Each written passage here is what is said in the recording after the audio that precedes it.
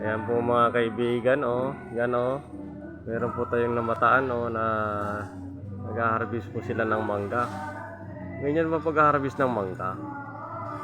Di-deliver daw po nila mga kaibigan sa anong lugar ba yun? Gagawin daw nila kasi yan suka. Yan mangga na yan. Labang. Okay, sa Alabang pala. Alabang, oo. Oh, Mayroon daw diyang parang pabrika na ng mga mangga ngayon. oo, paborika ng mangga. Ngayon ang ginagawa nila yung suka daw. Kaya kahit maliliit, sinasama na nila. Oo, yan. Yan daw mga kaibigan. Tingnan mo siya, oh. Tingnan mo yung dala niya, oh. Ayan. Mangga. O yan, mangga na naman yan. Bumagsak sa bubong. Magkita sa bubong mga kaibigan, oh. Oh. Ayan na, may sundo ka na, oh. Yung ano, yung sa bindir. Mga kaibigan, oh. Ayan sila dyan, oh. Matanda na po dyan kanina. Yung bagay yung matanda dyan, ano? Sa taas, saan yung... doon. Ayun, oh, yung nakablo na yun.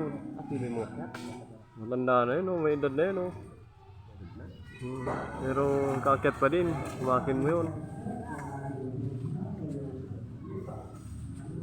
Aba tayo makapagsungkit din para makatikim man lang.